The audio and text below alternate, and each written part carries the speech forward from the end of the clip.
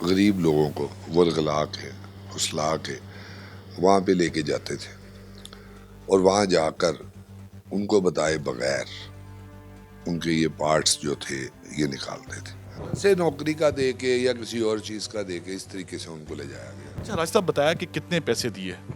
30-40 हज़ार।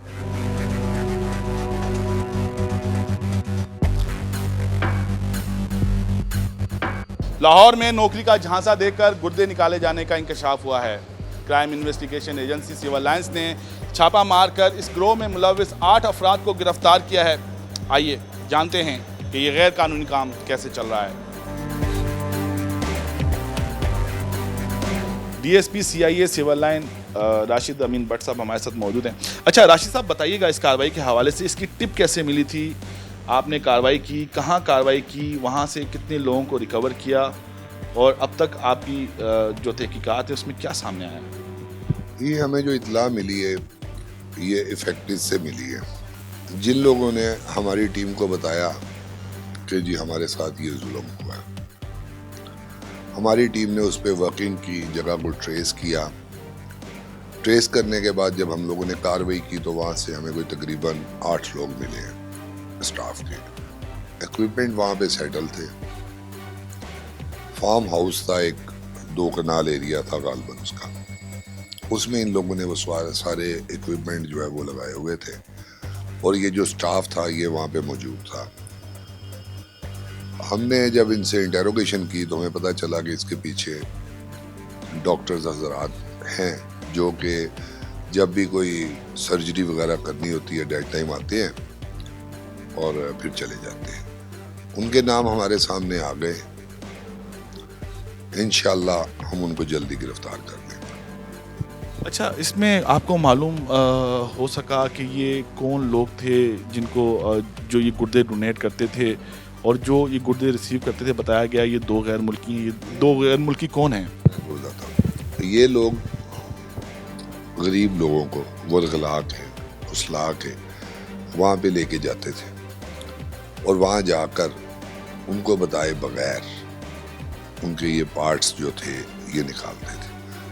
After that उनको कुछ ना कुछ पैसे दे देते थे और उनको डरा धमका के वापस भिजवा देते थे।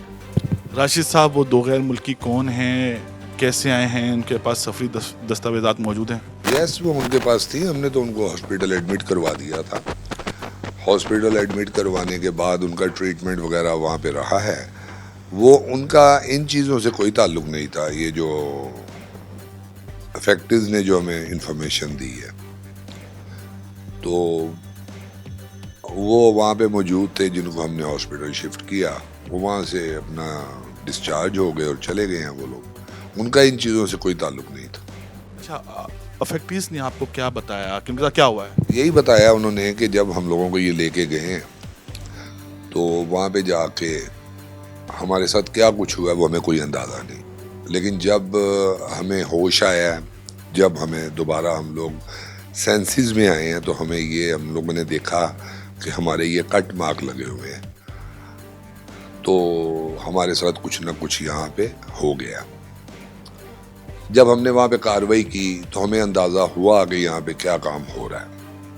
अभी हमने उन लोगों के मेडिकल करवाए हैं, मेडिकल रिपोर्ट आएगी, फिर हम ऑथेंटिसिटी से आपको बताएंगे कि आया कि इनके किडनीज ही निकाले गए हैं या कि उसके अलावा भी कोई पार्ट्स वगैरह निकाले गए। अच्छा, राज साहब बताया कि कितने पैसे दिए? 30-40 हज़ार जस्ट, बस। उनको तो वो अपनी मर्जी से तो गए नहीं वहाँ पे। इसे क्या बहलाते फुसलाते थे, क्या कहते थे उनको? से नौकरी का दे के या किसी और चीज़ का दे के इस तरीके से उनको ले जाया गया। अच्छा, बताइएगा कि ये एक डॉक्टर के डॉक्टर साकिब के बारे में जो हैंड आउट आया था उसके बारे में बताया गया है कि वो पहले भी इस तरह की प्रैक्टिस में इन्वॉल्व रहा है, तो वो कहाँ पकड़ा नहीं गया कि क्या है? वो प्रीवियस रिकॉर्डेड है, उसके खिलाफ पहले भी एक FIR है, गालबन सुंदर में है। तो उसका वो जो मुकदमा है वो चलान हो चुका है, लेकिन मुझे अभी एग्जैक्टली नहीं पता कि वहाँ पे डॉक्टर साकिब गिरफ्तार हुआ था या कि वहाँ पे PO है, वो मैं चेक करवा लूँ। इसके साथ कुछ और डॉक्टर्स भी बताए हैं, और ये डॉक्टर्स क्या कहीं और प्रैक्टिस भी कर रहे हैं, किसी और हॉस्पिटल में काम कर रहे हैं? चीज़ों की अभी कंफर्मेशन बकाया, वो इसलिए कि ये जो इनका स्टाफ है इसको ये टाइमली चेंज कर देते हैं ताकि इनके वीक पॉइंट्स जो है ना वो इनके हाथ ना आए। इन लोगों को भी उनके मुतल्लक कोई बहुत क्लियर इंफॉर्मेशन नहीं है, लेकिन ये पता चला है कि डॉक्टर साकिब जो है वो आउट ऑफ कंट्री है। उसके लिए हम अब तहरक करेंगे और इंशाल्लाह अगर रेड वारंट भी लेने पड़े तो हम लेके इसको लेके आएंगे वहाँ से। जी, पुलिस की तरफ से बताया गया था कि 8 मुल्जिमान गिरफ्तार किए गए हैं इस मकरू धंधे में जो इन्वॉल्व थे, लेकिन इनमें से 4 यहाँ पर मौजूद हैं। इनसे बात करते हैं। अस्सलाम वालेकुम। वालेकुम अस्सलाम। आपका नाम? इम्तियाज़। इम्तियाज़, क्या करते थे? मैं ड्राइवरी करता था और मालियों वाला काम भी करता था साथ। क्या होता था? यही गुर्दों का काम होता था। उधर कॉल होती थी भी उधर आदमी खड़ा है उसको आप ले आएँ, तो हम जाते थे उधर, उसको उठा के ले के आ जाते थे। फार्म हाउस पर और कौन लोग आते थे? हो रही डॉक्टर साहब भी आंदे आन, होर कोई बाहर दा बंदा कोई ना आंदा है। गुड्डे किनको दिए जाते थे? वो बैर के होंदे थे बंदे। तो कभी उनको देखा आपने? बै नेक्स्ट टाइम हुण देखा नहीं तो अगे कोई ना वेखे जी। दवाइयाँ कौन लेकर आता था? डॉक्टर दवाई अभी तक उनकी ट्रीटमेंट कौन करता था? कहाँ होते थे मरीज और कितने देर तक गैर मुल्की वहाँ पर रुकते थे? ਇਹ ਸਰ ਜੀ ਨਹੀਂ ਪਤਾ ਵੀ ਜਿਹੜੇ ਮਰੀਜ਼ ਵਗੈਰਾ ਹੁੰਦੇ ਹਨ ਉੱਤੇ ਹੀ ਰਹਿੰਦੇ ਹਨ ਜੀ, ਸਾਨੂੰ ਉੱਤੇ ਕਦੀ ਵਾਸਤੇ ਉਹਨਾਂ ਜਾਣ ਹੀ ਨਾ ਕਦੀ ਦਿੱਤਾ। अच्छा, ये बता रहे हैं कि ये ड्राइवर थे। आगे चलते हैं, इनसे मालूम करते हैं। जी बताइए, आपका नाम क्या है और आप क्या करते थे फार्म हाउस में? अरसलान। मैं सफाई का काम करता था। क्या सफाई के काम में पूरा फार्म हाउस साफ करते थे? ना, मैं नीचे जो अंदर का सिस्टम था ना उसको सफाई करता था मैं। तो अंदर की सफाई कौन करता था? अंदर की कोई भी नहीं, मैं ही करता था ना, मैं वही बता रहा हूँ। अंदर की जो सफाई करते थे, अंदर क्या देखते थे? यही कोई पट्टियाँ छट्टियाँ होती थी, कोई सुरंजें होती थी, ये टूटी फूटी हुई मैं चाह के कचरे में डाल देता था। डॉक्टर्स देखते थे वहाँ पर, मरीज देखते थे वहाँ पर? हाँ, डॉक्टर जो होते थे ना वो उन लोगों ने ऊपर से पट्टी बांधी हुई थी, मतलब मास्क पहना होता था, ये कैप पहनी होती थी। मरीजों के पास मुझे जाने नहीं देते थे। तो आप मरीजों की सफाई कौन करता था उनके? ये तो उनको पता होगा ना। मुझे जो ना ये डी होते थे ना उनके नीचे सफाई करता था, मतलब नीचे से कचरा मचरा उठाता था या यूरिन उनका निकाल देता था, यही करता था मैं, और कुछ नहीं। तो यूरिन निकालते थे, जब उनका यूरिन बैग खारिज करते थे तो आप मरीजों को नहीं देखते थे? मरीजों को वही तो बता रहा हूँ ना, मैं डी को देखता था ना, दूसरों को नहीं देखता था। ठीक है, आगे चलते हैं जी। आप बताएं, आपका नाम क्या है? रमज़ान। रमज़ान, क्या करते थे? मैं इलेक्ट्रीशियन। कब से काम कर रहे हो? तकरीबन 4 माह से आ रहा हूँ। अच्छा, क्या काम करते थे वहाँ पर जाकर?